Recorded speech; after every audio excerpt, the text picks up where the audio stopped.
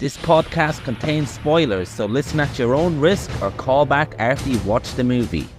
You know who you call. Leave a message. Maybe they'll call you back. Then again, maybe they won't. We're having ourselves quite a little game of phone tag here. Ring, ring, ring. I usually get this guy's answering machine. I'll call you right back. If you're there, please pick up the phone. I really want to talk to you. I check my fucking messages every day when I come home from work. My answering machine, zero. I got a blinking light. All I have to do is pick up this phone right here, inform the cinema, and your plan's kaput. No, I ain't got no phone. I had to pull, because people calling all the time, and who needs the aggravation, right? Interruptions.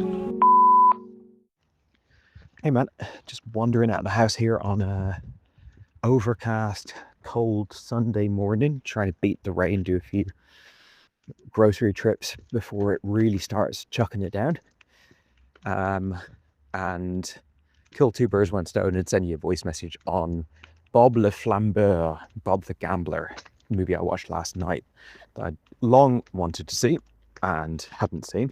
Just give you a little bit of context of what brought it across my desk, as you say. As are you, I'm a massive fan of Richard Linklater. And he's got this new movie coming out, Nouvelle Vague, which is a sort of celebration of the French New Wave that Linklater and most of the directors of his generation are very reverential of. It's kind of like the breaking the mold moment for cinema that birthed everything we love. But I think I speak for both of us here, it's a nut that I've yet to sort of crack in terms of watching the films. I mean, I've seen Breathless, 400 Blows, maybe 5-6 of the big hair movies, but I haven't really found a way into French New Wave cinema that just got me there and got me to properly appreciate it. And I think part of the reasoning behind that is because I lack the context of what was going on at that time that, I guess, sort of comparatively speaking, made those movies so groundbreaking. So of course, I've seen movies from that era, I've seen movies from before that era, but I find it quite difficult with old films to really, really like imagine what it must have felt like sitting down in the cinema watching these French New Wave movies coming out, like what your expectations were of what a film does. And so anyway, I'm looking at this Nouvelle Vague movie kind of on the horizon. I guess it'll be coming out at the end of the year or so. And I'm thinking, maybe it's time for me to take a big old swing at French New Wave and actually watch that Linklater movie more or less on arrival with some degree of sort of knowledge of like the principal players and kind of the impact of these moments and stuff. Now, I think both of us, our preference is watching cinema not in a kind of academic, scholarly kind of way, but just sort of like watching whatever we want to watch and just enjoying it and not really like eating your vegetables. If we want to watch a like challenging 3-hour piece of slow cinema from like a faraway film culture, then we'll watch that. If we want to watch Speed 2 Cruise Control, then we'll watch that. But we're just kind of like to be just watching what we want rather than what we should be watching on some sort of like film appreciation, more kind of academic level. But I've always felt a bit remiss that I don't appreciate French New Wave, just because I feel like I have I presume I have a capacity to do so, seeing as I like so much of what it touches, both in what it's influenced and what it's influenced by. And yeah, I sort of feel like a bit left out of the party when people are talking about how life-changing it is watching these movies. I'm like, man, if I could crack that nut, then there's probably like a good sort of 20, 30 movies there that I could have amazing time with. So anyway, I decided to make a bit of a project of it. Also, maybe partly this might have been because I recently watched Kurosawa's High and Low, kind of prompted by you wanting to talk about Spike Lee's new remake of it. And I had such a good time with that. I was like, okay, well, maybe I can watch other films of this era, but from the other side of the planet, and also find stuff I really like. Now, High and Low is a genre film, so it's easier for someone like me to access. And I thought that maybe navigating French New Wave would be a bit of a when I hit something that's more of a genre flick, even albeit a French New Wave remix of it, then I find it easier to connect with. So I looked up the list of best French New Wave movies, and I haven't done an exhaustive amount of research. I've probably done about 10 minutes research because, like I said, I really haven't even got my head around the basics, and the ones that I have seen I'd like to rewatch anyway, because the ones I've seen are sort of the most acclaimed and I haven't really connected with them.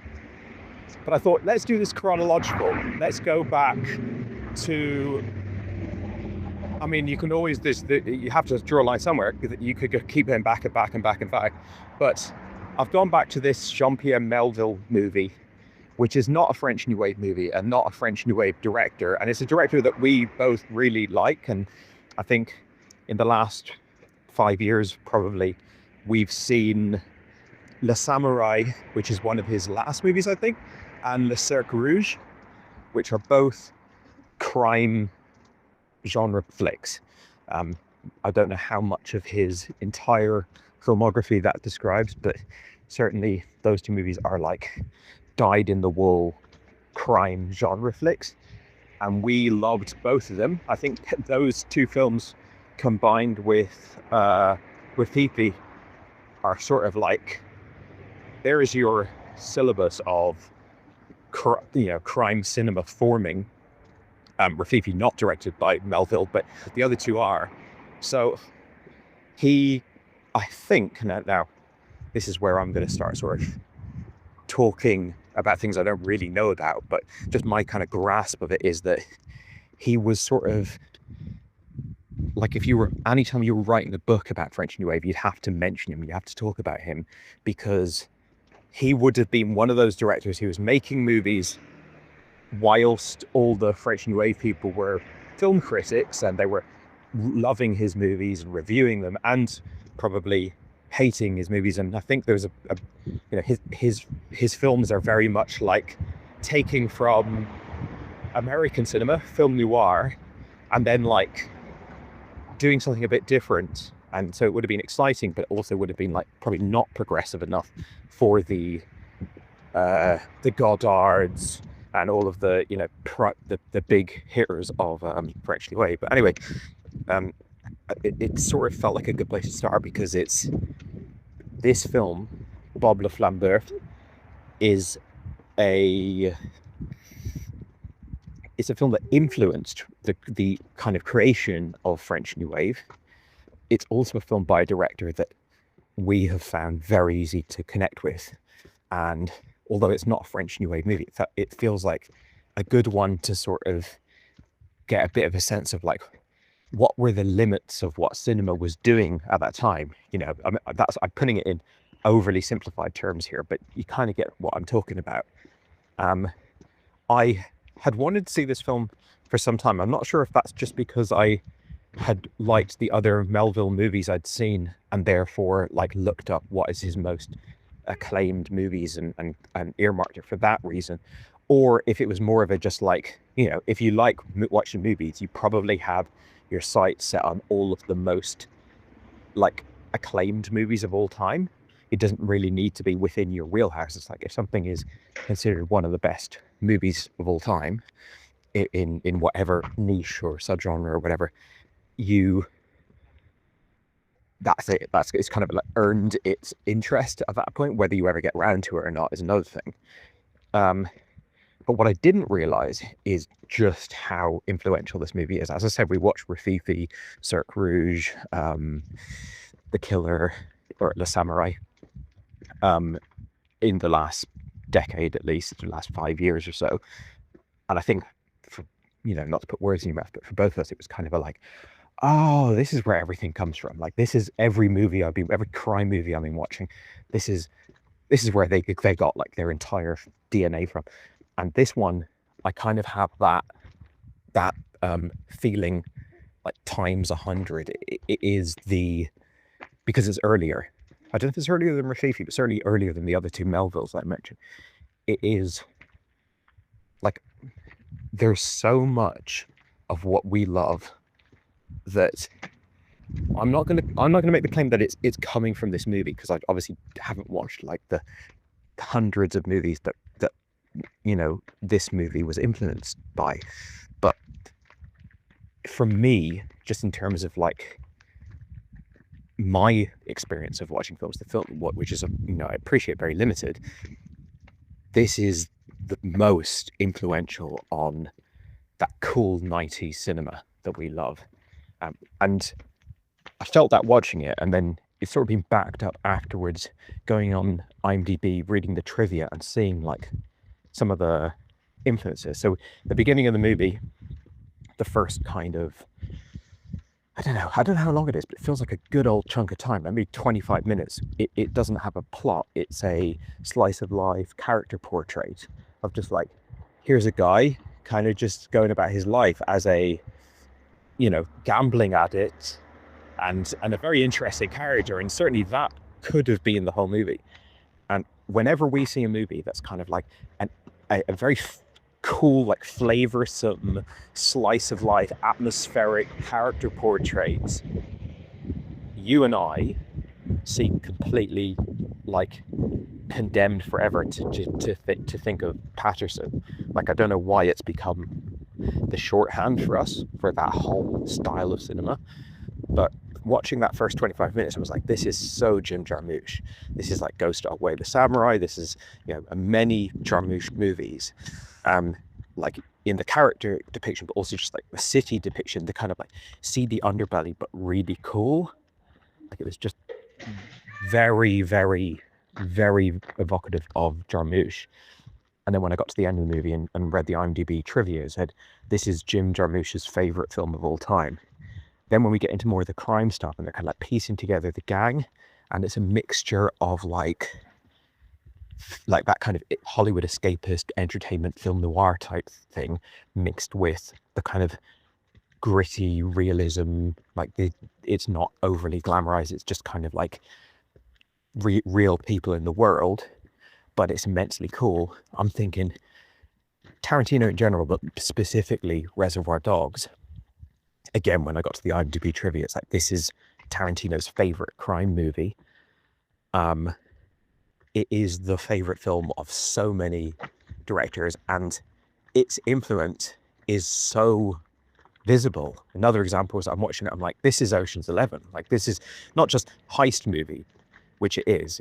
It's kind of, I don't know if they've invented it, because again, I don't know what's come before it, but in terms of, if we're just going off films I've seen, this is like inventing so much of the heist movie DNA. Of course, Melville would go on to like add on that, and so would other movies, but this one is about hitting a casino and getting the gang together, and the main character, Bob, is George Clooney. George Clooney saw this movie and was like, that's and George Clooney didn't choose to have grey hair from a young age, but like, it's interesting just like the aura and how much it translates to Ocean's 11. Apparently this was a huge influence on the Sinatra Ocean's 11, which comes out a few years after it, which again, not at all surprising. It almost, at a certain point in the movie, I was like, is the original Ocean's 11 literally a remake of it, like officially a remake of this? So yeah, high impact movie. Obviously that is all for the birds if you don't end up enjoying the movie yourself, but I think this is a tough one to not enjoy if you're a fan of kind of, Miramax movies or whatever. It's all here. It starts with a portrait of Paris. It's funny because it starts with like Montmartre and talking about how like at the top, it's been a very, very long time since I was in Montmartre, but I certainly remember it being very posh and lovely. And it's like at the top, you've got heaven. I think that's maybe Sacré-Cœur. and then down you've got hell, which is like what I'd imagine right now is literally the most expensive pimping part of Paris you can imagine. Back then, obviously, it was kind of like Soho back in the 50s, like would have been pretty dodgy. And now it's like, buy a building in Soho is going to cost you like £10 million or something. But talking Soho, London here, of course. Yeah, it's cool. Like, it's a cool depiction of a neighborhood. It's a cool depiction of like a gambling addict. I love the way he sort of, for starters, I love him as an actor. I'm not sure if I've seen him in other things. I don't really know my French actors, so I might have seen him in nothing, or I might have seen him in 10 different movies at this point. But he's a lot of presence, a lot of like Hollywood cool. Like, he's handsome, he carries himself really well. It's just like a very good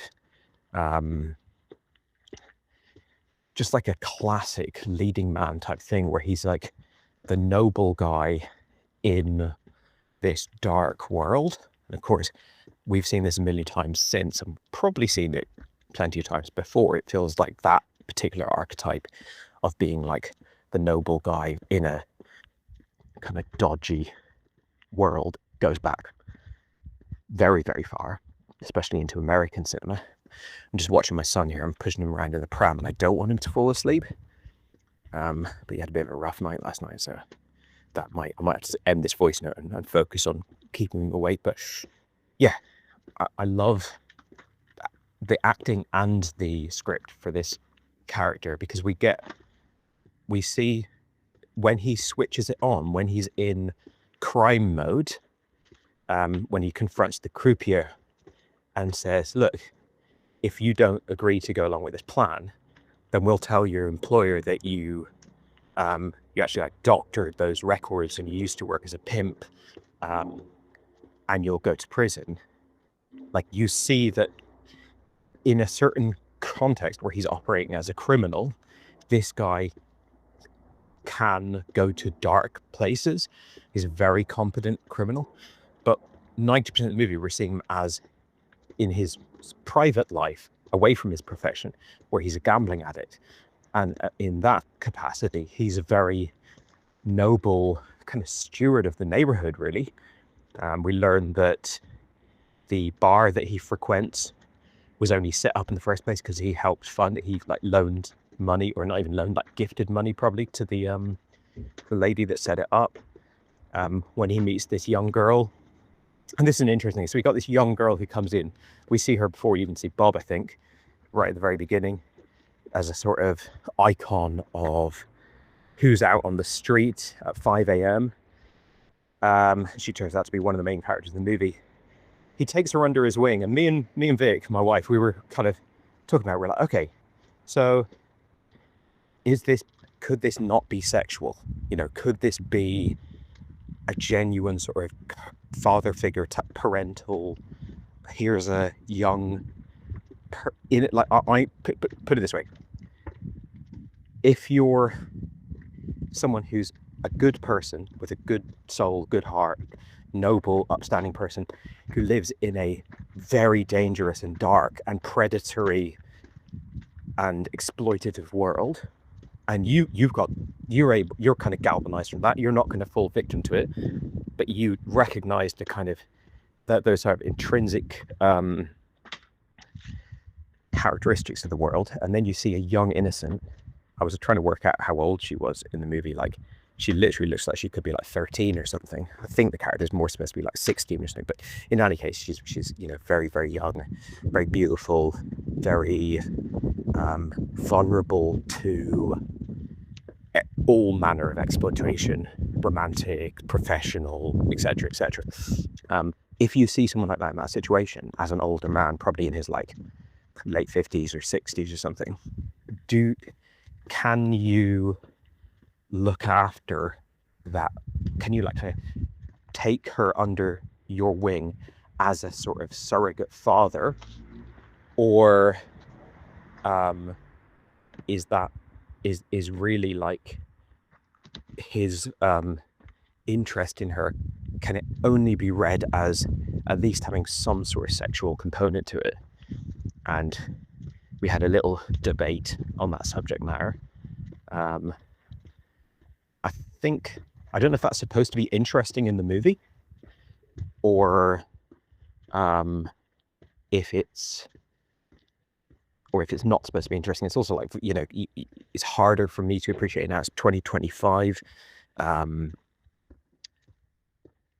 The like the norms of kind of age gaps and the sort of age of when someone would be considered adult and stuff like that are very different now.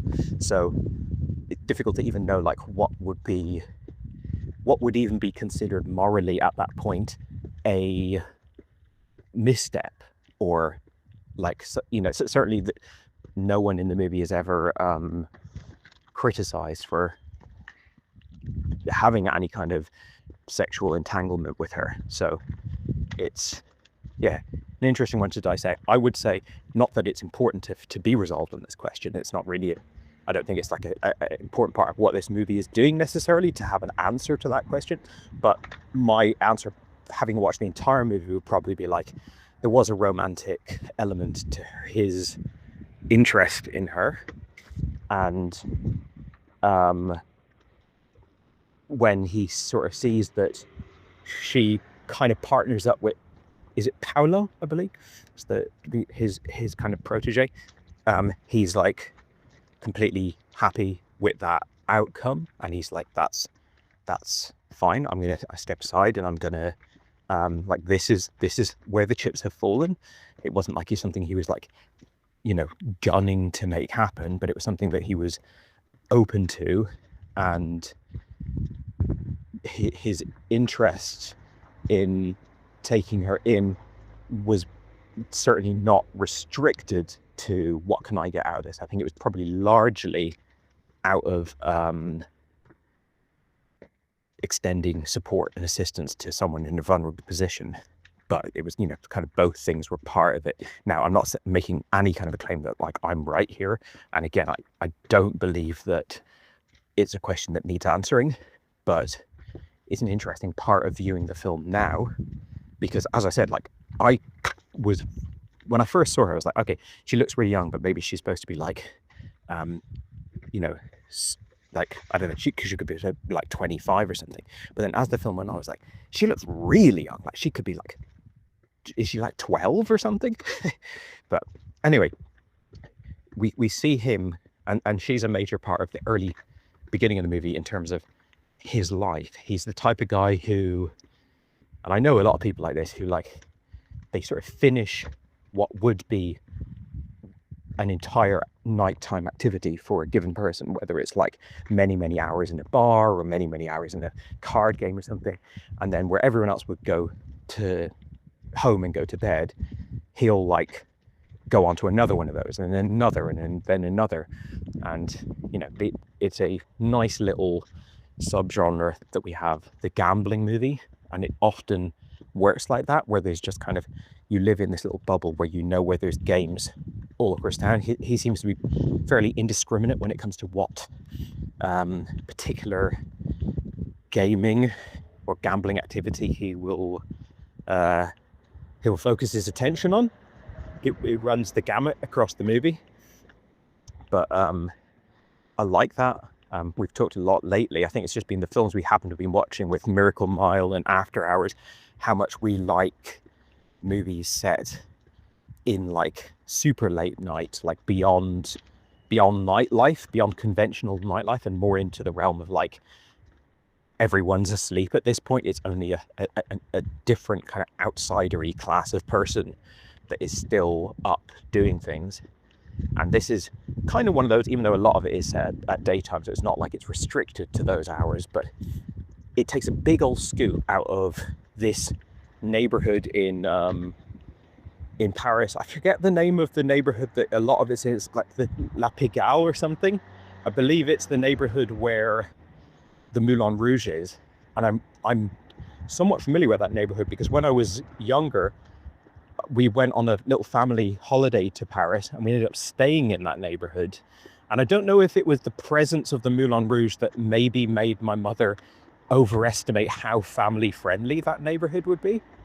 or like how touristy it would be, but it is like an absolute shithole, or certainly was when we were there. I mean, I'm not an expert in the neighborhood. Maybe it's got lovely parts, but it's pretty seedy. It really is like,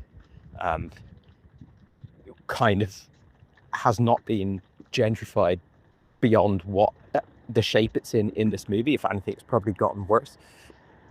But yeah, it's a great scoop out of that neighborhood. Again, incredibly Jarmuchian. We are predisposed to like movies that really bottle up a neighborhood or a atmosphere or a scene or something. But when you're being guided through that neighborhood by such a charismatic Hollywood screen presence type of movie star, it's all the more easy to do that, I think, or to like enjoy that.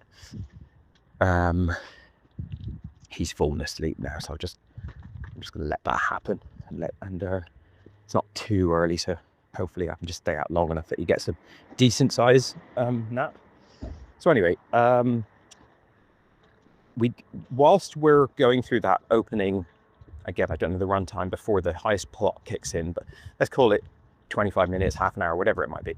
Once we're going through that, we're quietly setting up the stakes and the relationships. Early in the film, we get introduced to the character Mark, who's a pimp. And, you know, clearly Bob, he doesn't like pimps and he doesn't like prostitution as a job. And you could say that the one time that the teeth come out when he's confronting the croupier, because the croupier's previous job was a pimp, maybe that kind of explains that a bit as well, and maybe sort of justifies that sort of cruelty that he expresses in that moment. And also that guy and his wife turn out to be kind of bad eggs in the end anyway. So maybe he had a sort of sixth sense for those kind of people. But anyway, this Mark character, so he's introduced as someone who is in a desperate situation. He's in big trouble with the police, and he has a clear opposition with Bob, and Bob is absolutely beloved in this movie. Wherever he goes through the streets, everybody's happy to see him. Everyone's calling out to him like he's like king of the world. So when you see this one person who hates him and would love to take him down, it's almost like the beginning of Count of Monte Cristo, where you've got like a lovely, great person that everybody looks up as the wonder kid, and then you find, oh, these one or two characters here would love to take them down. Where do you think this is going? And it's a little bit, because you've got to create this situation where the cop is like, I need something. I need a big lead. I need you to give me something that will really take down a major operation. And then he's sort of sent back out into the streets with that mission. So certainly it doesn't take a brain surgeon to know that that's a Chekhov's gun that's going to be fired eventually. Of course, you don't know whether it's going to turn out that he tries to take down Bob and fails, or that he tries to take down Bob and succeed. But really, that's the only drama that's left open in terms of that particular subplot. And that was a bit disappointing too. I mean, I know it's a film noir, or at least, I don't know if it's technically, film scholars call this a film noir, but it's in that world. And those films usually have a sort of, you cannot get away with being a crook type of thing, sort of fatalistic bent to them, where ultimately we're going to see this plan is going to be genius. The main character is going to be brilliant and awesome and amazing, but there will be some little loose thread or chink in their armor, and that will sort of take the whole thing down in the end. And that's introduced so early, we can know what that will be. We're sort of spending the rest of the movie when it comes to Mark kind of wondering, when is he going to learn about this plan and so forth. But the interesting thing they do at that is when Bob learns that Mark has told, or that Anne, I believe is the young girl's name, Anne has told Mark, and he's a smart enough man to sort of do the math and know that, like, you know, this will have made it to the cop, who's a great character, by the way. The interesting thing is that we're not just dealing with any old person here. We're dealing with Bob the gambler, and he will, where any other criminal will go, well, the jig's up. Like, it was we gave it the old college try, but like, it's not happening, lads. He's a gambler, so he's like, do I still back myself? Am I on a run of luck? Is there still skin in the game? And that's one of the interesting parts of this movie, is it's a heist movie by a gambler. And he's not just a gambler it's not just window dressing on the movie to like make him seem cool or something. He is someone who's like really driven by this idea of like, when the luck is on your side, when you're on a run. He's obviously addicted to gambling. We have a phenomenal sequence towards the end where he should be like just focusing on watching his watch and tracking when it's going to be 5 a.m. or whatever, but he's on a winning streak, and he's just getting more and more focused in on the game.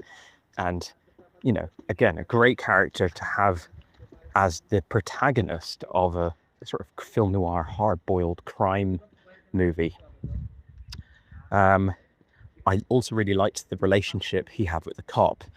Again, this is something we've seen a million times. The crook and cop that have mutual respect, possibly even friendship, and they're not. It's not like there's zero conflict between them. Like the stakes are sort of clearly. Well, they're not. They're like almost unspokenly stated, where it's like, look, don't fucking mess up. Don't give me a reason to take you down. And the other one's like, look, don't go too hard on me, because like, I'm a good guy, and just have some understanding. And they like each other. And yeah, it's like probably the last person that this cop wanted to come back as a name attached to the the reconnaissance mission he put Mark on, but ultimately he's going to do his job. And we have Paolo, who's kind of like being mentored as like the next version of Bob, or whatever, however you want to put it. He's the tragic death at the end of the movie.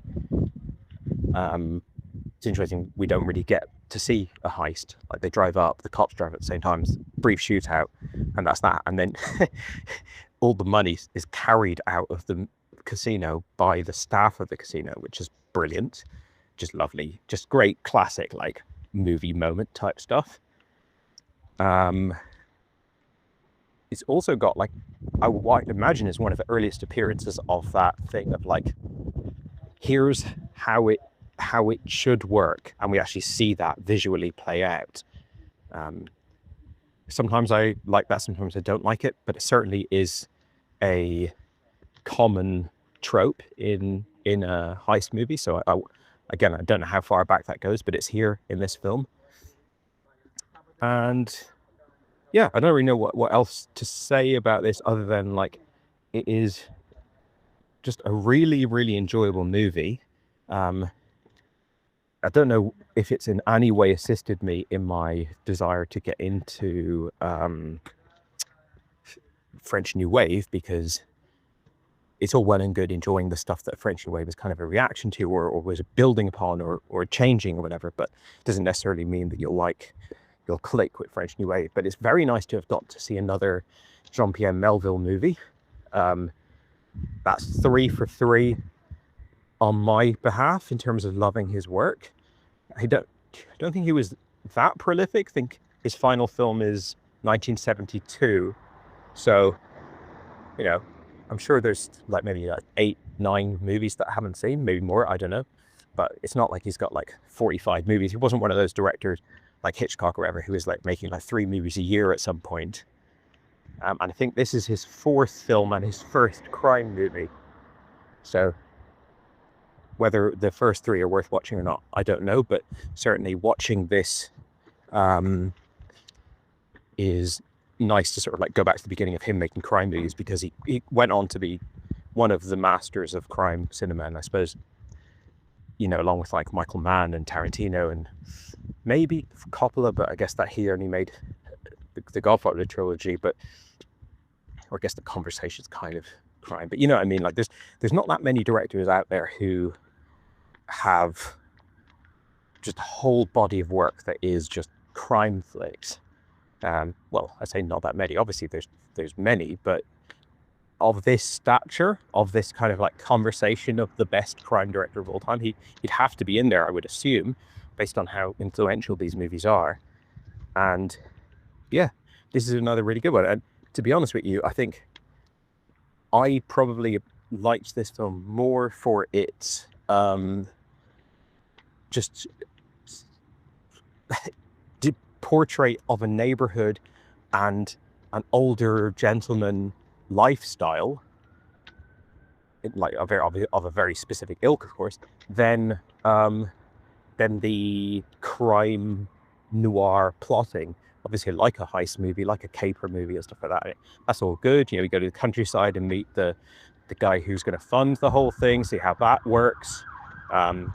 We get, you know, they manage to like find an ex-employee of the safe factory to get a copy of the safe and work out new technology ways of breaking it and stuff like that. All that's there, but you know, it's not like we've even seen Melville do that better, never mind other directors, but I think the portrait of the neighborhood is really good.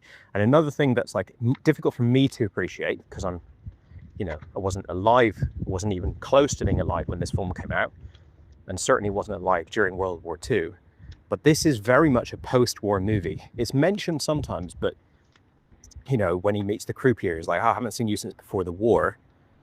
It feels like people like Bob are people who've seen a hell of a lot. Like they have been through a hell of a lot. If you're hanging out in this neighborhood at this time and you're an older guy, like you really have seen more than almost any human in human history. Whereas the young guys coming up, they are just sort of post-war people. And like, if you wanted to be really wanky about it, I think you could make a pretty strong case for this being a war movie, because it is so affected by World War II without ever showing it. But just like, I'm sure anyone going to the cinema in the mid-50s watching this movie, like in France or whatever, anyone who's like maybe in their like 40s, 50s, 60s, sitting down and watching this movie, it's like, this is the world that's come out. Like this neighborhood, I'm not saying this neighborhood didn't exist beforehand, but like this exact moment exists after a big long story that also something existed before that, and that this movie reaches back into that because it's about French culture as well, and we've got various different locations within France, and yeah, interesting stuff that like I have little to no appreciation for, but find kind of fascinating. So I'm fully expecting that you're going to like this movie based on the fact that you've really liked the other Melville movies and movies like Rafifi that are kind of from this era, and as far as I'm aware, you like film noir. So it's in the mix of a million things that, well, not a million, a small handful of things that we really like. What neither of us particularly like yet, hopefully, is French New Wave cinema, which I think this was a film that those French New Wave directors looked at and went, oh, it's got handheld cinematography. I think it's got a jump cut at one point. It's got little things that to us are barely visible and you know, aren't that exciting, but you can tell that there's an energy and a freshness to this movie, whether or not you can kind of academically break down like what it's doing differently. I just think there's very evidently a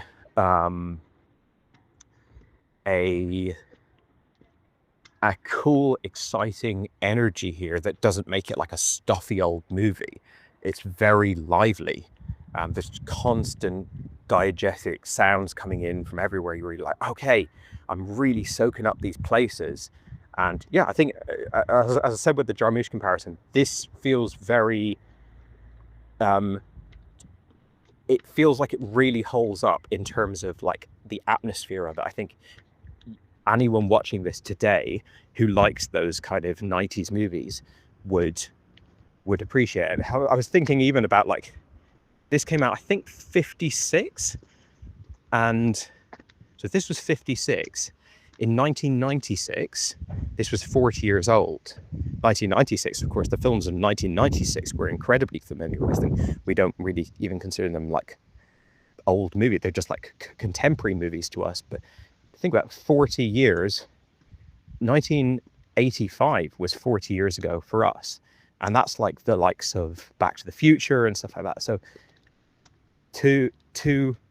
when we were watching those films in 1996, there was people who weren't that old. They're still in like their late 30s and stuff, who very much are aware of the continuity between, or can feel that whole continuity. So yeah, it fits in, and I'm glad to have got it like sort of in the family of things that I can think about now in terms of Melville and crime cinema and stuff like that. I'd like to see some other movies. I think I read in the IMDb trivia that Stanley Kubrick stopped making crime movies because he saw this and he was like, well, it's perfected now. That's the best crime movie ever made.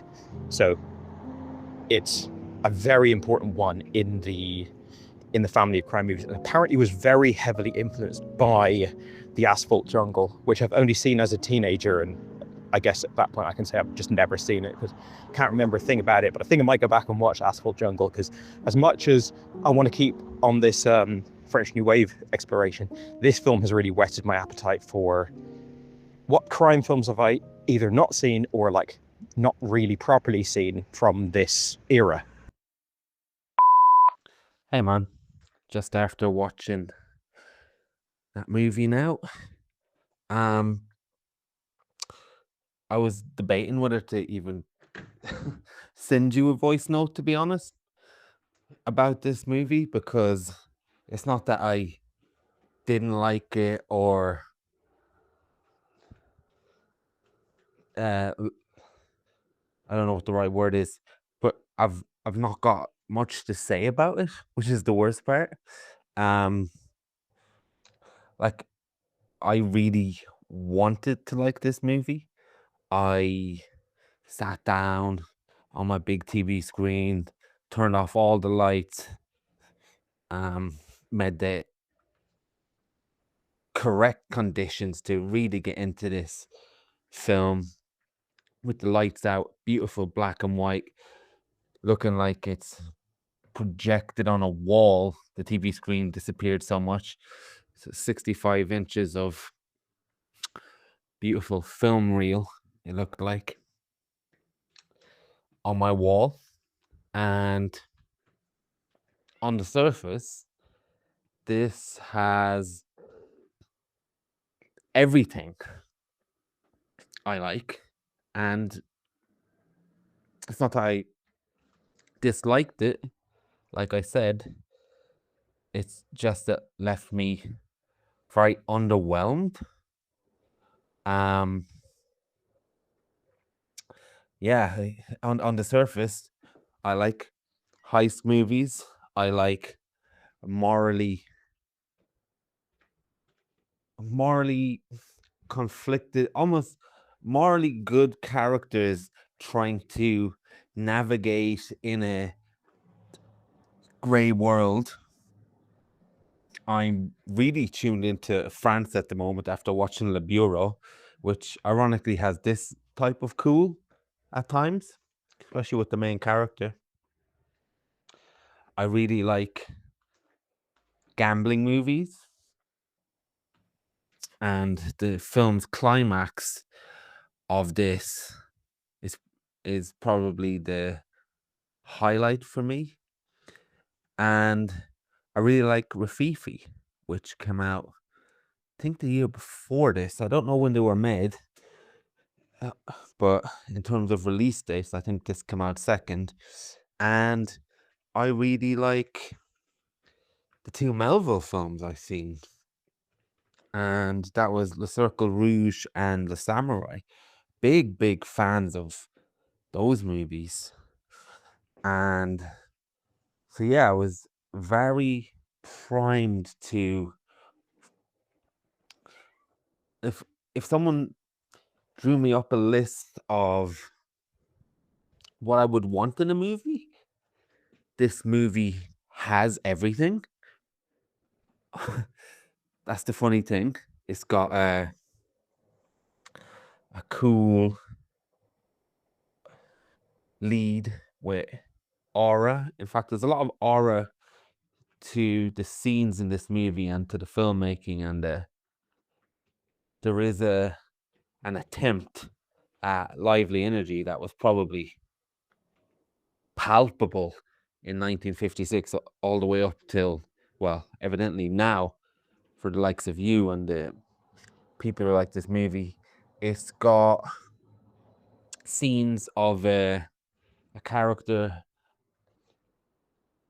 in his neighborhood where we gain information about how he looks at things, how he reacts to things, where he grew up. It's all stuff that is in my wheelhouse for sure. But I think one thing that stopped me describing this as Jim Jarmusch-esque, although I agree with your sentiment and your comparison, obviously Jim Jarmusch does as well. Although I think you're being a bit IMDb heavy with the slant you've depicted with a few of the things you've got from IMDb, because I've checked them, and it's not to say it's his favorite film, it's one of his favorite films, and he's listed many films and sometimes not had that movie on the list. And with Tarantino, it's the same. And I couldn't find that quote about Stanley Kubrick. Now, I don't doubt that that's probably true, but the other one is a little bit slanted how reading it on IMDb might have looked without following that up. But anyway, needless to say, of course, there's an influence for Jim Jarmusch. But the way I settle into movies like Partisan or movies like that, I think the one thing that kept me at arm's length of that was, I don't know if you've noticed this, and you didn't mention it in your comments or your voice note, the scenes are very quick. Very quick. Now, again, I don't know if that's down to the technical limitations at the time or regarding film reel, I don't know, quite honestly. And that's fine either way. But the scenes were very short. So while it was very useful in calling attention to what happens within those few seconds, we get scenes where he is taking that young woman to where he grew up, and he tells that story. That's probably one of the longer scenes, even though it's very short as well, when he grew up. Or when he comes home to his apartment and he sees that young woman with the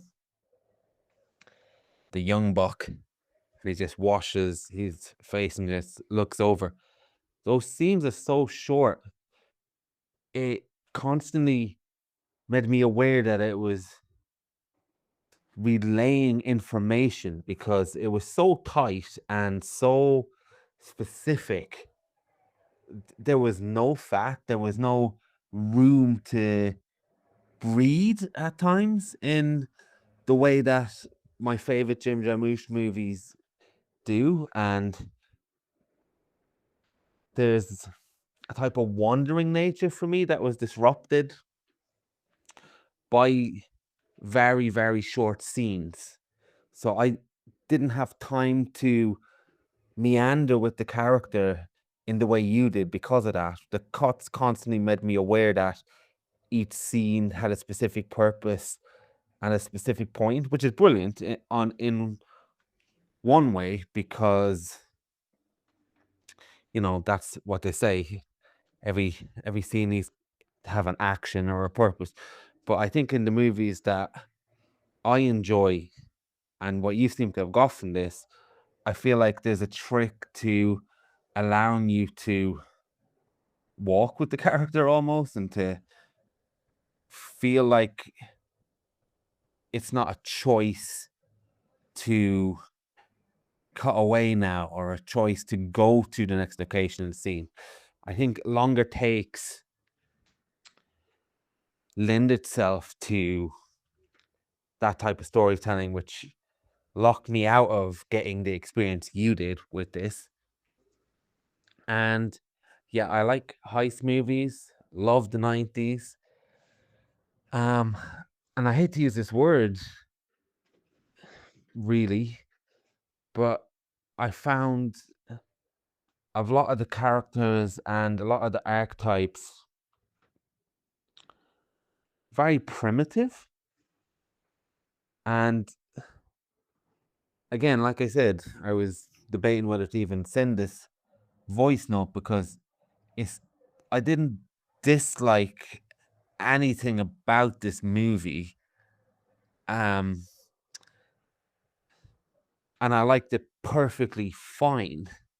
So the problems I'm facing and the commentary I'm having in relation to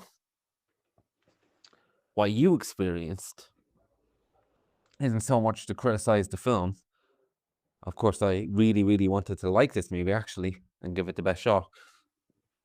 It's more just an assessment of why I didn't have a particularly good time with this movie. Again, like I said, I thought it was fine. So yeah, don't make that mistake.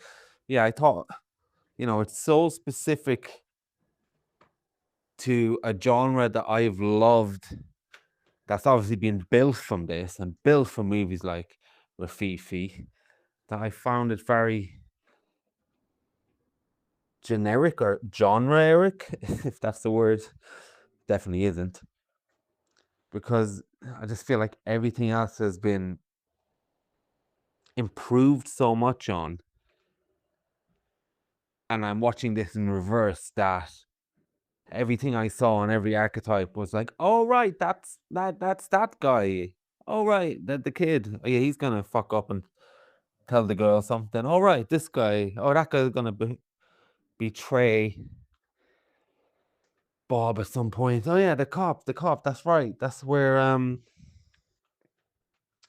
that cop criminal archetype comes from. And as much as I make the case, and I think you mentioned it to begin with, that you like, well, I'm paraphrasing and probably saying it wrong what you said, but you like going in without the context and watch the films in isolation. And that's exactly how I watch movies. And I think sometimes when these movies are so critically acclaimed and almost universally revered, I often think, does any normal people, and when I say normal people, I mean just people who casually watch film, do they ever get to these films to weigh in, to actually give us a clearer picture of what universally acclaimed actually means? Universally acclaimed within a specific subset of a culture built around an appreciation. And there's nothing wrong with that, but sometimes I just think, well, I'm not part of that, clearly. So certainly you're going on the journey now of French New Wave, and if I was doing that as a project, then I would make it my business to give myself as much context and as much history and as much avenues for appreciation as I can while watching these movies in a project sense. Of course I would. And in fact, I studied French New Wave in uni and probably didn't get much of appreciation for it there either. But as I often say, that if they ran courses on sex in university, you'd become celibate because people who teach it are so joyless about the subject they teach sometimes. As maybe I sound talking about this movie.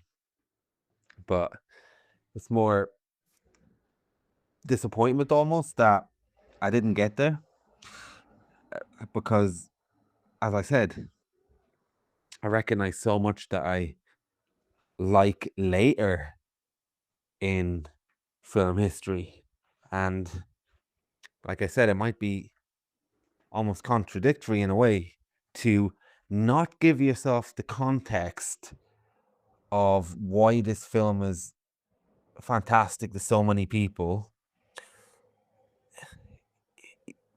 based on knowing what film was like at the time, knowing what this film does that others didn't, and just the changes it made.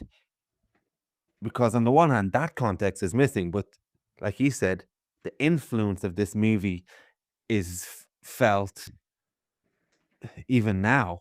It's almost like I've seen this movie being remade 1,000 times. So it's almost unfair. It's almost unfair of me in a way to not give myself any context based on the era and the time, but almost be prejudiced against the movie based on my own context of the last 40 years of viewing experience of the genre that I've been watching. So I'm ignoring something that could be a plus, and then I'm holding something against it in a way. Although that's probably more of an, it's not something that I purposely did in terms of a project to watch all these other heist movies before this. It just happened naturally. So yeah, I didn't really find any of the other characters interesting. Really, it was more just, oh, right, that guy. Right, that guy. Which is funny because when I watched Rafifi, I had a very strong reaction that these characters are brilliant, and the whole movie up to the heist is and during the heist itself is electrifying. And I didn't find really anything about the heist or the build up really anything other than, I don't know, I hate to use this word, but academic. And it wasn't an academic choice. It was just, all right, as I keep saying now, all right, that's, yeah, that is Ocean's 11. Oh yeah, that is a little bit of Pulp Fiction. Oh yeah. And yeah, that's a shame. That's a bit of a shame. And what else was I going to say? I did like the main character, but the other thing is as well, I feel like this it's a bit like the Hard Eight effect by Paul Thomas Anderson, where I had seen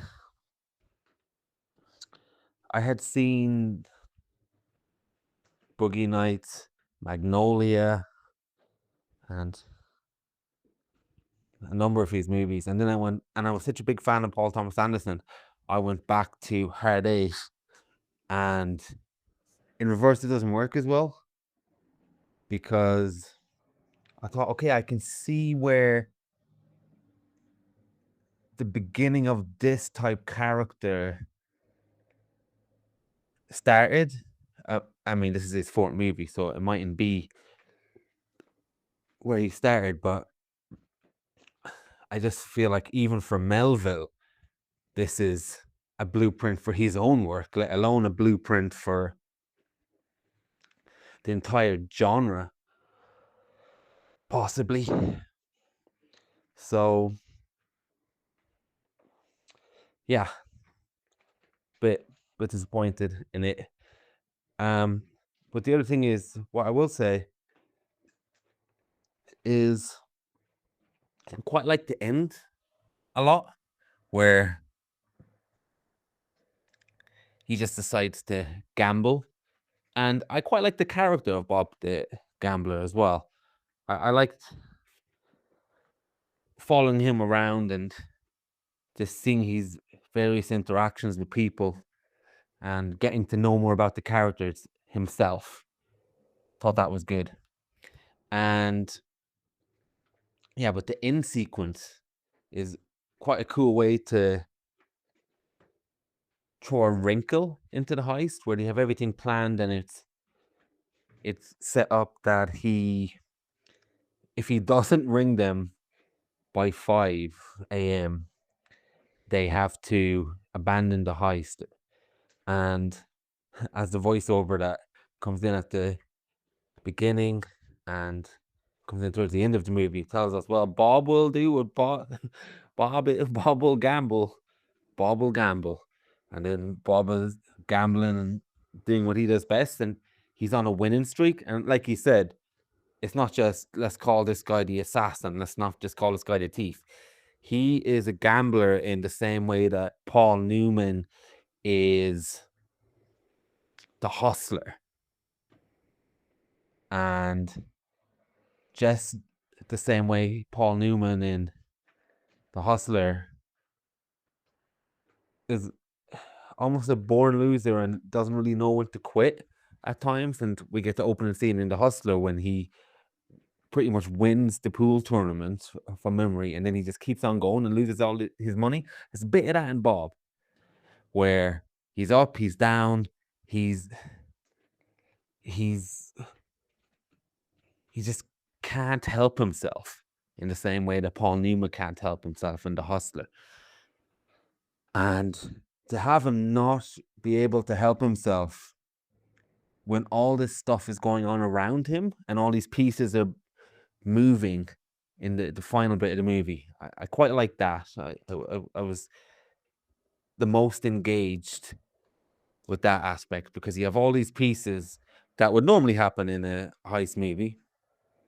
The people waiting for the go-ahead, the people ringing the police, the betrayals, the murder, the tying up loose ends, the cop reluctant to pull the trigger on their friend. And meanwhile, he's just like, yeah, fuck this, I'm on a streak. I'm winning this. And then he's winning so much money and then thinks, okay, right, I need to go out now. And then he goes out, arguably fucks up the whole heist through his gambling. But in classic fashion, we have that scene in the car at the end, which is almost Saul Goodman-esque in a way, where like in well, actually I don't want to spoil Better Call Saul, but you'll probably know what I'm talking about, where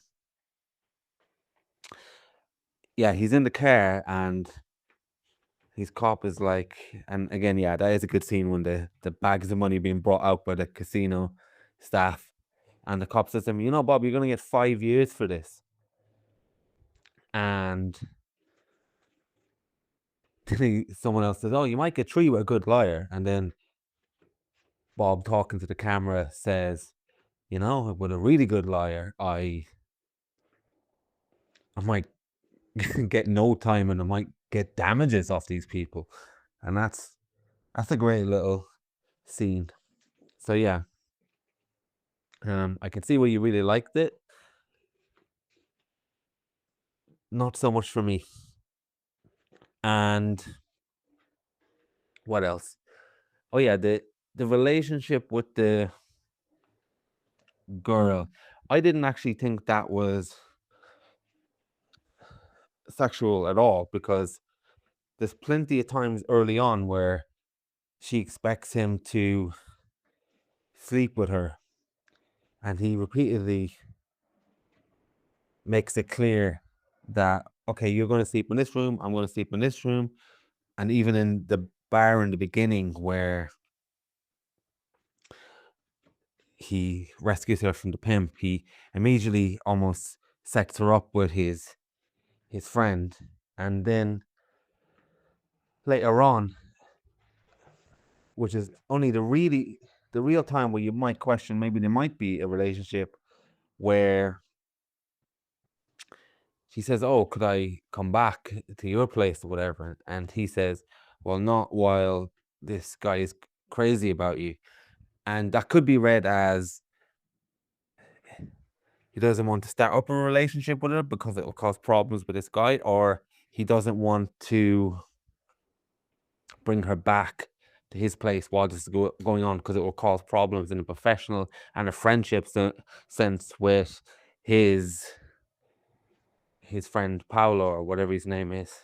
So I think that character was brought in really to show in a sea of sharks, and in the world where this Bob frequents, he does have a strong set of morals on certain things. And I think that follows through big time on the samurai as well, if I'm not mistaken. I think in the samurai, he has a massive code of honor, if I'm not mistaken, that actually might end up being his downfall in some way in that movie. Can't really remember now. Yeah, so that's my thoughts about that movie. And it certainly wouldn't put me off watching other Melville, but I think I'd rather go to a little bit later with Melville. Now, a little bit of trivia back for you, my friend.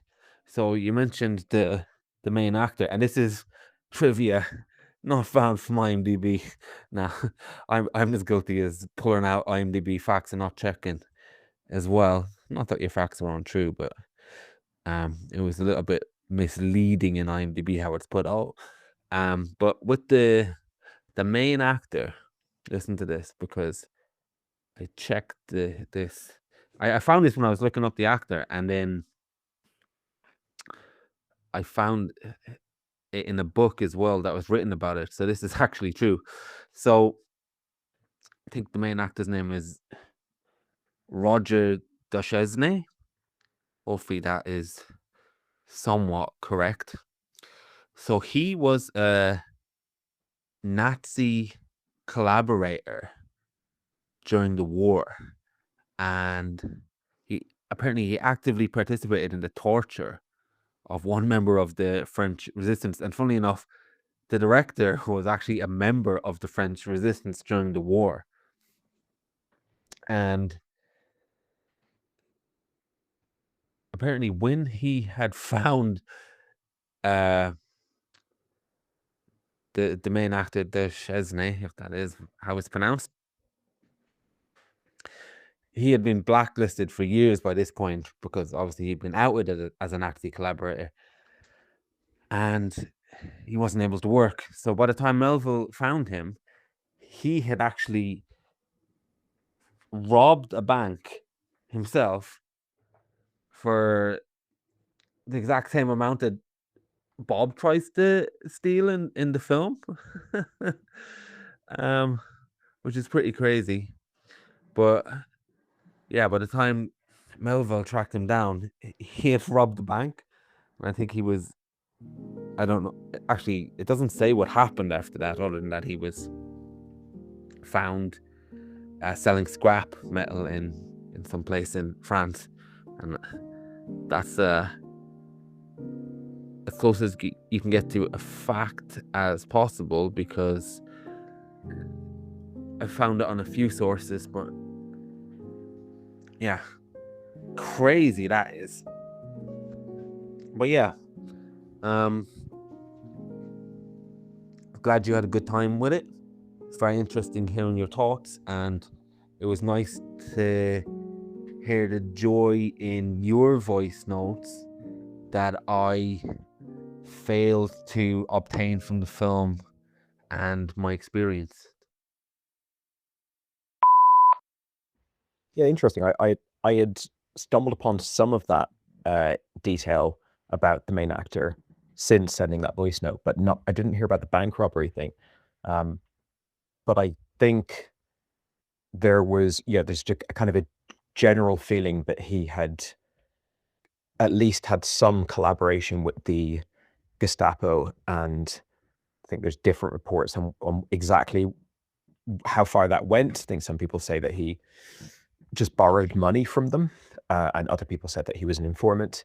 And obviously Melville was part of the resistance. So it's interesting seeing that a few years later they're working together. And I think the take I had heard on it was that Melville specifically hired him because he wanted to show the sort of gray areas of how a person can conduct himself within a very dark and problematic system, like the criminal underworld, or obviously their real life experience was in the war, which I thought was quite interesting. I struggle to think of another example of that, of two artists working together shortly after having been in strong political opposition, and the kind of boss, if you will, the more power holding one, Melville, looking at this actor and going, it was a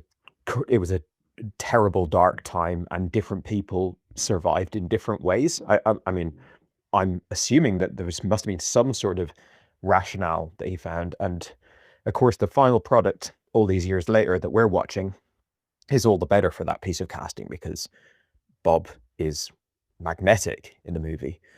And yeah, I know I can fully appreciate that IMDb trivia is complete bullshit, but it's just my whole relationship with facts on the internet is, it doesn't matter if it's true or not. Like, if it's sort of Schrodinger's fact, you read it, if it's interesting, you parrot it. If someone corrects it later, you change it. But unless it's something that's critical to my survival, I'm perfectly okay investing in legends and myths if they add a fun little wrinkle to the story. But yeah, I know that they're very reductive, and Jarmusch might have listed 100 movies as being his favorites, and then it's very convenient for someone to just type into IMDb without any citation, it's Jim Jarmusch's favorite movie. But certainly to me, I got that Jarmuschian vibe, and it's really interesting hearing your experience with like the length of the scenes and stuff, and how you got a different film to me. And I'm really glad you sent the voice note, because you said several times in the note that you were reticent to even send it because of the lack of connection you had with it. But although I connected with this film in a big way, and it really worked for me, some of the things that you saw and felt were like maybe primitive versions of better renderings of those very tropes and elements that you've now seen in later films. My phone cut off there.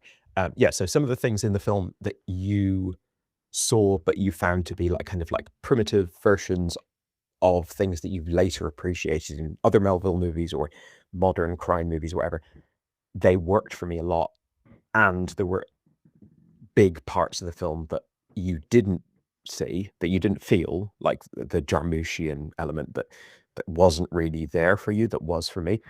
Even though I kind of clearly got a lot more out of the film than you did on this occasion, I can very much relate to where you're sat with this film, because I've been there a million times before, and I'm sure I will be there again soon if I do actually enter into the French New Wave proper, where you look at the film and you go, there's a lot of ingredients here I like. There's a lot of what this film that would lead to that I'd liked, but I'm not connecting with it, and it's a frustrating place to be in. You mentioned that you really platformed this film, all the lights off, up on the big screen, patient and ready and eager to engage with it, wanting to enjoy it. And sometimes obviously you give the film the best possible shot you can, and it doesn't work for you. And I think it's great that you sent the voice note, because that experience is such a classic film buff, anyone passionate about film kind of experience to go through with a movie.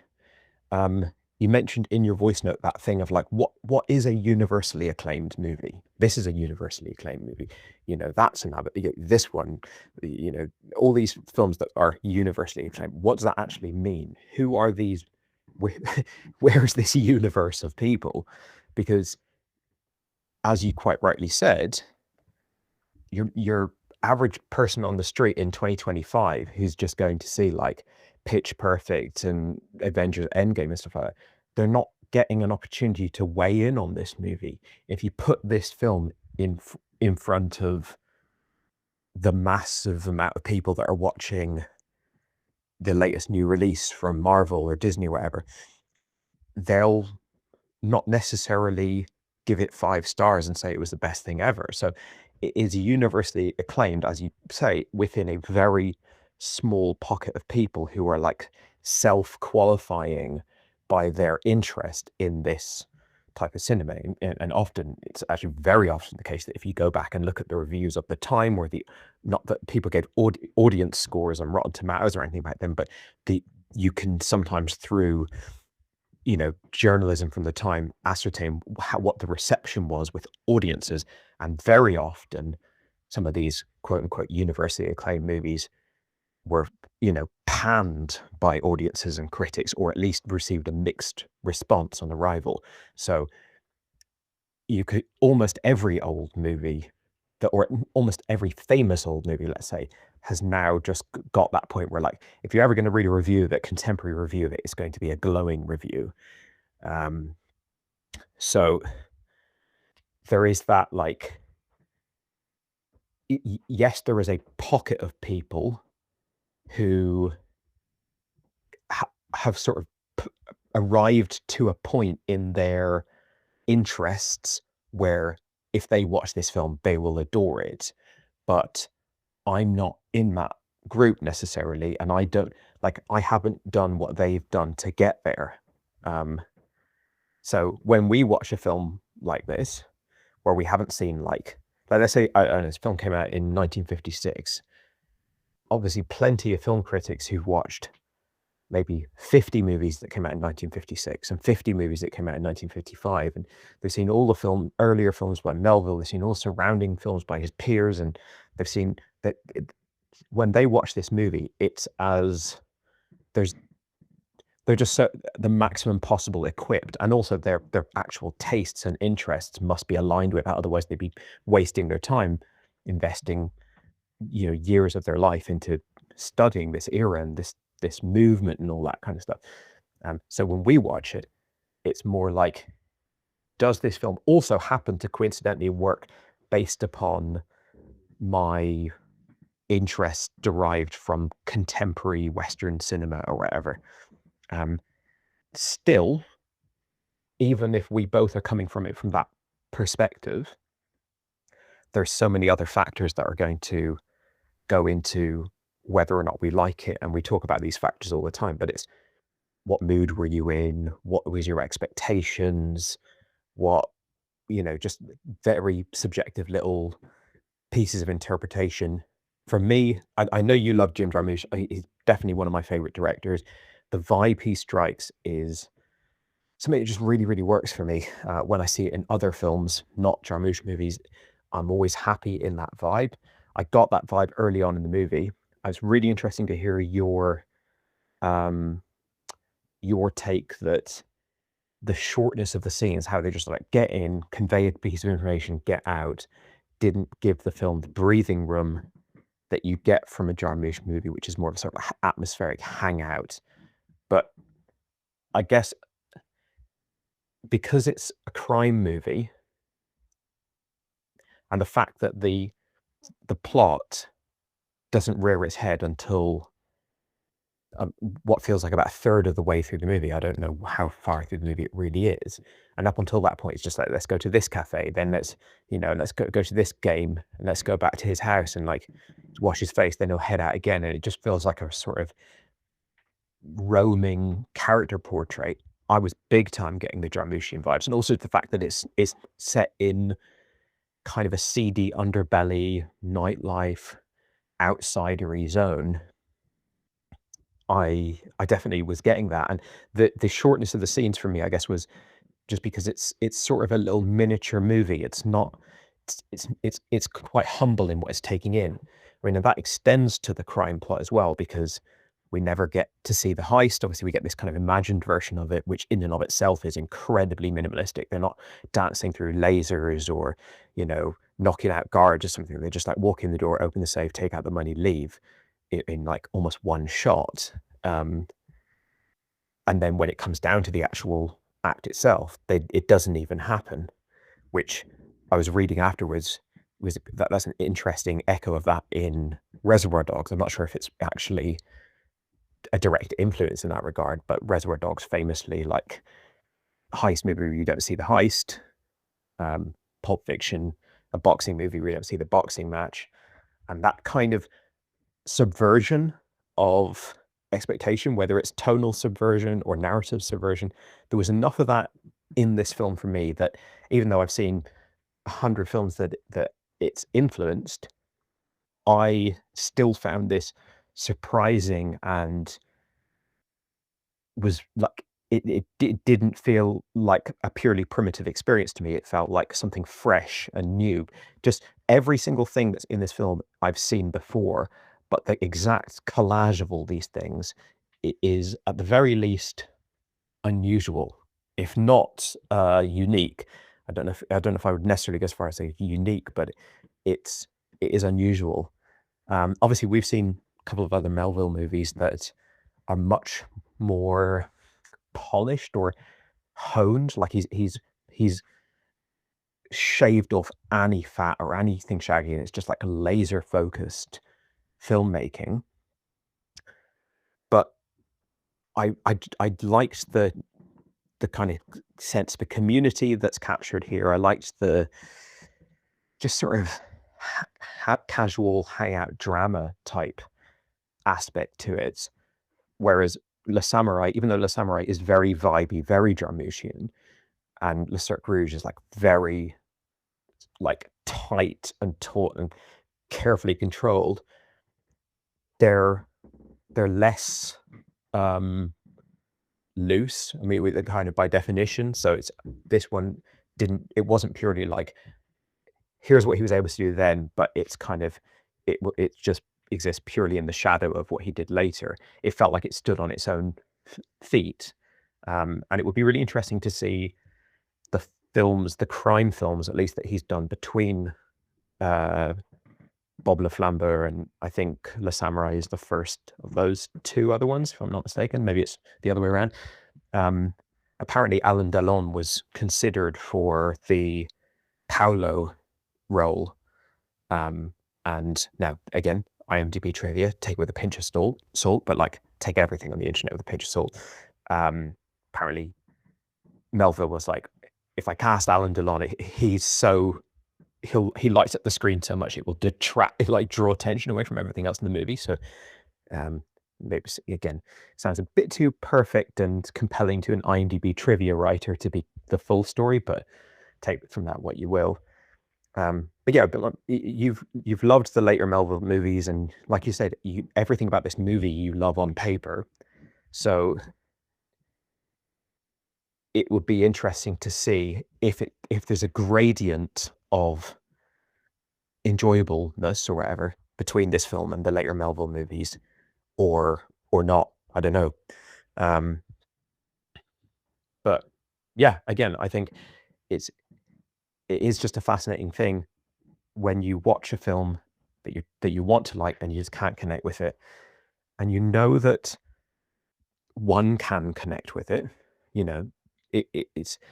I completely agree that the universal acclaim thing should be taken with a massive pinch of salt, because it's a self-selecting group in a way, but at the very least, thousands and thousands of people love Bob le Flambeur, at the very least, adore it, worship it, think it's incredible. I mean, I wouldn't necessarily even go that far. I'm not as, like, in the way that Jarmusch might consider it his favorite crime movie or his favorite movie. Maybe he does, maybe he doesn't. But I wouldn't. Like, it's not to me. I'm not raving about it as highly. I don't think I would necessarily call it my favorite Melville movie, but I did like it a lot. And so I know that when I watch a film like this and I don't connect with it, it's not the same as watching, I don't know, Grown Ups by Adam Sandler and not connecting with it, where I'm like, you know what, this is not for me. If I watch something like that's received this enormous amount of praise from the people who are also praising the films that I love, I'm like, okay, what would it take for me to like this movie? Because I presume usually, and I know that sometimes like taste is hard, like you do have an element of your personal taste, but I do think your taste is incredibly malleable, and just developing an appreciation for like what these type of films do. A good example is Jim Jarmusch. I think there was probably a time in my life where I could have been shown a Jim Jarmusch movie and found it boring. If you show me Patterson, maybe when I'm like 17 or something like that, I'd be like, what are we doing here? So, in fact, I remember seeing Broken Flowers in the cinema, which I was maybe 16 or so when that came out, and finding it boring. I haven't revisited it, but like, it's interesting looking at a film and going, like, what am I missing here? What would bridge the gap? And again, it could just be like the mood that you're in. It could be a major factor. And the last thing I wanted to touch on from your voice note there, which I like what you said there about how Bob is basically like a chronic gambler, completely committed to gambling. Good comparison to The Hustler there. I really love that. I love that it's not cool and sexy, like he's just good at gambling. We've seen that plenty of times, where what's this person's thing? They're just a master poker player, James Bond type or something. Like, you know, you can get good drama out of that as well. I'm not trying to say that that's not a valid approach, but it's so much more interesting to just say no, this is a gambling addict, and they're smart, they're, you know, noble, they are doing their best to try and make it work within like a respectable life, but ultimately they're not fully the one in control. The gambling is the thing in control. And in that scene, I think it's in a bar, where his friend tells him about the amount of money, the 800 million francs that's in the safe of the casino on a certain day of the year, his eyes light up. He just gets like completely under the spell of that. And he goes, I've got to take it. This could be my last big job. And my interpretation of that is he is a committed gambler. That's his life. He's always going to push it too far. He's always going to keep gambling when he should stop and stuff like that. But in the back of his mind, he's smart enough to know that, like, this is a problem. This is not good. Like, this is hard to sustain. And he's giving away money. He's lending people money. So he's a very generous person.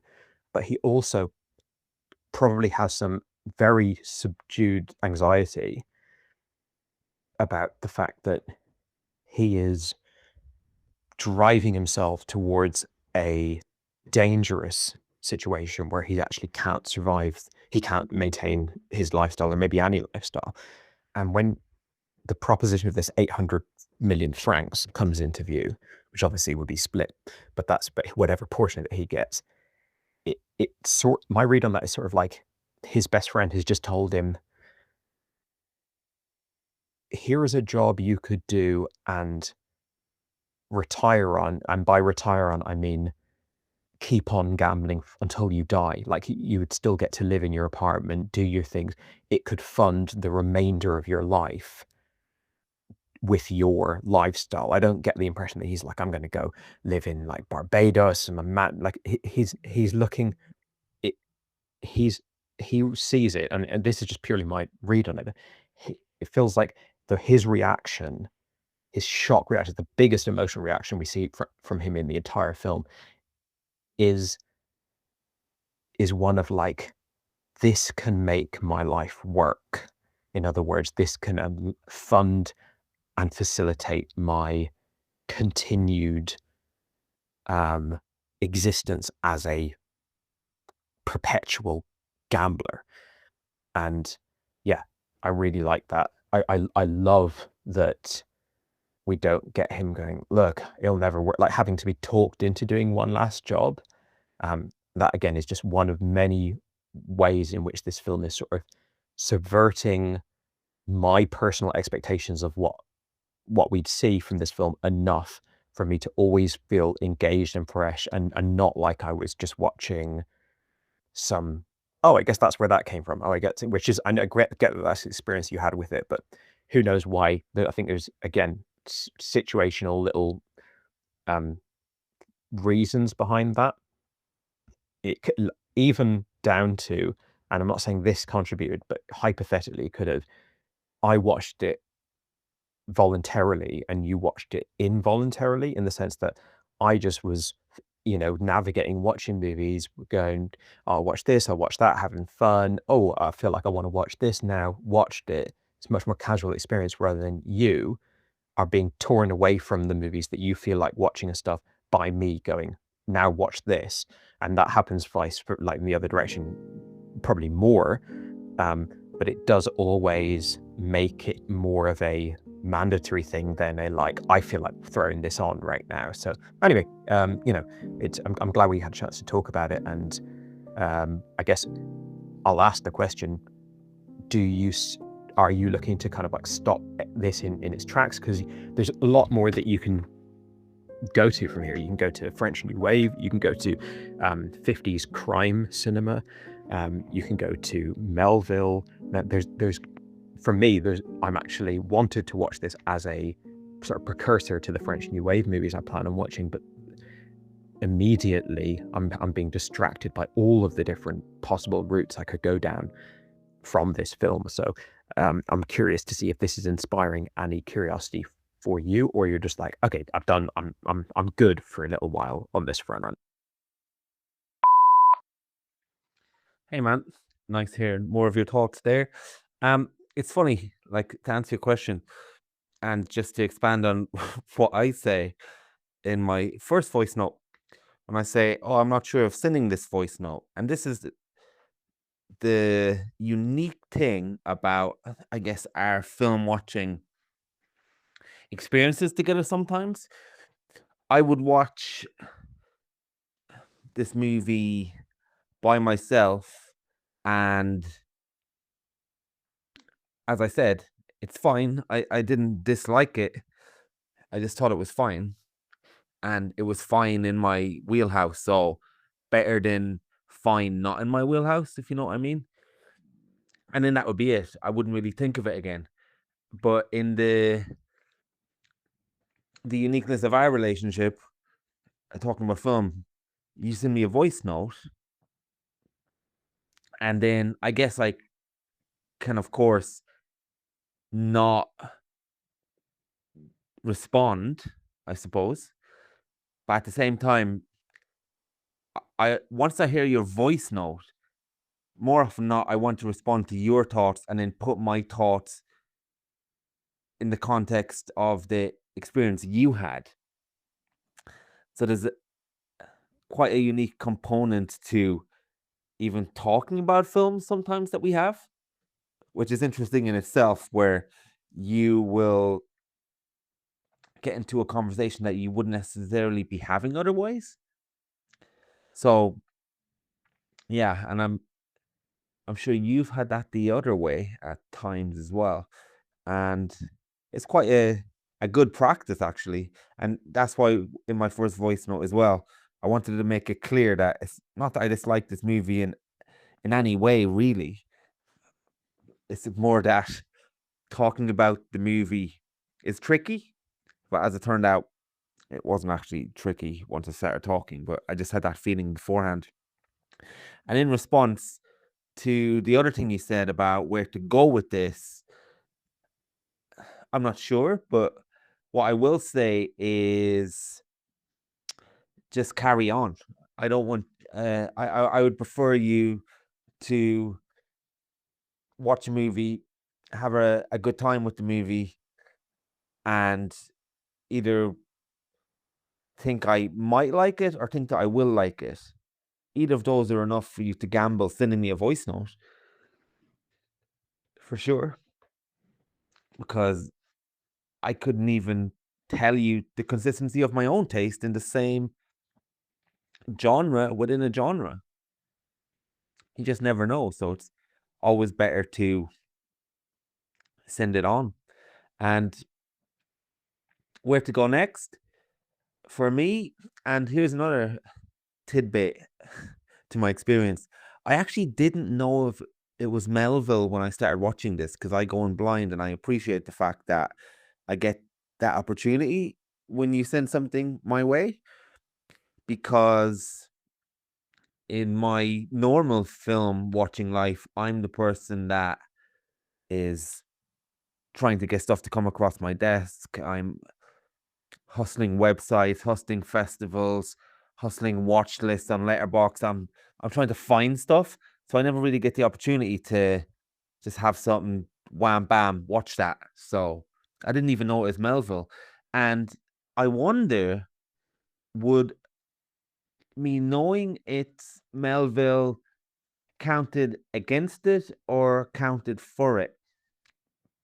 On the one hand, I'm trusting Melville from the beginning, although the opening of this film, I was really on board. I was really liking it. There's a nice little scene as well that I forgot to mention where there's a voiceover and we see the girl walking along out past 5 a.m. At least I think it's her. I might be wrong. I might be wrong in that. And then we get just a little bit of her, and then later on she's introduced to us in that building with the pimp. I like that. And I'm very settled in. So anyway, so if I knew it was Melville, would I be more critical to hold it up to his other work, or would have just made me think I'm in good hands? And it, film criticism in a way is complete bullshit, because I could watch this movie on 7 different days, 7 different times a day, and I might have felt differently. Even I know that. So where am I going to go next? Well, I started looking up more Melville films, and I'm thinking, I just found a list there of where to go first, and of course it said Le Samurai, so it's on the BFI. Then it said where to go next. Then it said Army of Shadows, and it's 2 hours 25 minutes, but it's about the resistance fighters in Nazi-occupied France. And if anybody knows about that, then it's Melville, and it's after Le Samurai. It's before Le Cercle Rouge, so it's in between two of my favorite movies by him. So I think it could give me another hit of Melville, what I want to see.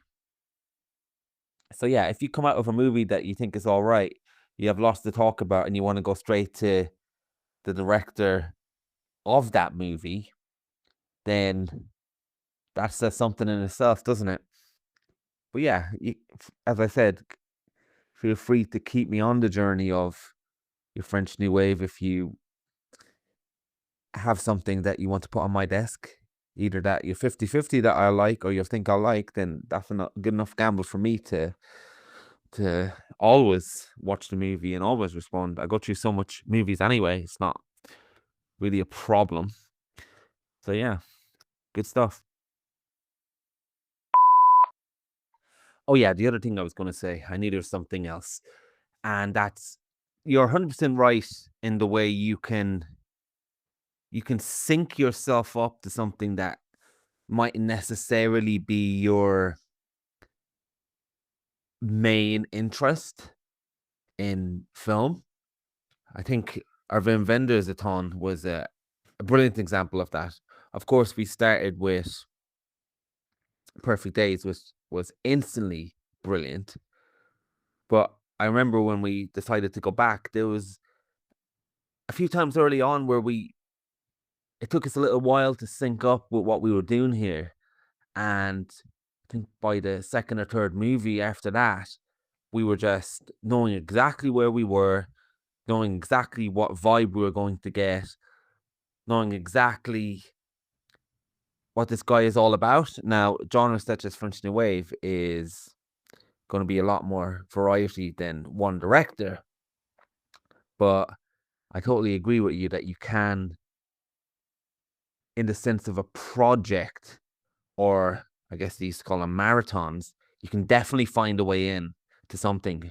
Case in point, when you do Spooktober, I like horror, you love horror, and I don't necessarily love every horror genre, but by the midpoint of that journey with you, although I did say I got horror fatigue, I knew what wheelhouse I was going to get. Now, the variety was brilliant and it was very different, but I at least knew I was going to be stepping into, if not a haunted house of some kind, a haunted concoction of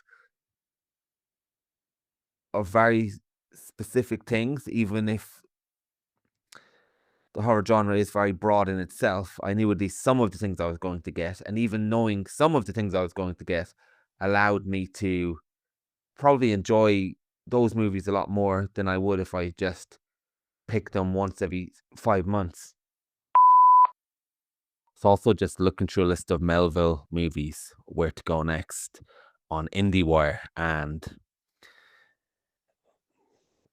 Bob le Flambeur, I'm sure that's not how you pronounce it, was also an influence on Hard Eight, which was one of the Paul Thomas Anderson movies I had a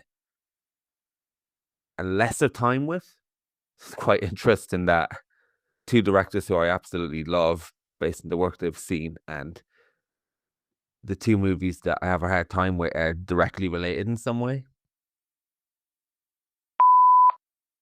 Yeah, well, I guess that's interesting because Bob le Flambeur, I've enjoyed it. You've liked it. You said you didn't dislike it anyway. You were a little underwhelmed by it, but like, I think it's, for many people, it stands up now as a film worth watching. But I'm sure there's loads of films that are incredibly influential that are just not good movies. They were never even that good of a movie. There's some great director spotted them early, like whether it was Scorsese or whoever it was, saw something of immense value in it and turned it into Taxi Driver or Goodfellas or something like that. But they're not, a film being influential doesn't really mean that it's a good movie or like, worth watching for anything other than the sort of curiosity of like, where did this idea come from? And yeah, by the way, when I asked like, do you feel compelled to go any from here? I'm not asking you like, where should I go? I definitely do want to keep inching towards French New Wave, try and hopefully get to some, classically French New Wave movies before I run out of steam on that project. But I'm already looking at movies kind of surrounding this era. I'm more just meant like, with the experience you've had with this film, are you like, I don't even really feel like watching anything to do with this. I want to go back to something that I was already kind of entangled in, or despite your lack of really loving the experience of watching this film, has it prompted you to watch other stuff? Sounds like you definitely are interested in hitting more Melville. So maybe we'll let you hit the Melville and send it across my plate or my desk if you feel so compelled, and I can do the same with the French New Wave. It would be interesting to see a war film by Melville, because I think that's a big part of his career as well. So we've seen 3 crime movies by him now. See what he does with war. And as he said, it'd be interesting to see a movie about the resistance made by someone from the resistance. That's an intriguing prospect. Just trying to think if there's anything else to say. Oh yeah, you're talking about like how you kind of can get into the space, and you've done that with Spooktober. It's mid-September now, so we've got Spooktober coming up in a couple of weeks, and it very much for me, when I sit down, like day 1, day 2, like early days of Spooktober, I'll be sat down in front of some old like silent German expressionist movie or some like really camp 50s B movie or something, and it's like, this film watched completely outside of a project wouldn't necessarily do that much for me. But watching it, knowing that it's like, it's a flavor within a film festival and they're all going to complement each other by like showing me different flavors makes the watching of each individual film so gratifying for me. So yeah, it's all about context, I think, and that's often goes out the window when you just hear university acclaimed. You kind of imagine, well, if it's that many people said it's amazing, then surely I can just sit down and watch it regardless of the context and love it. So yeah, great chat, great to turn this movie over in our heads. And I think, you know, regardless of the experience you have with this, probably just interesting to see something that has led to the likes of Hard Eight and Reservoir Dogs and all these films that we're such big fans of. Your mailbox is full. Please delete new or stored messages which you no longer need so that new messages may be received.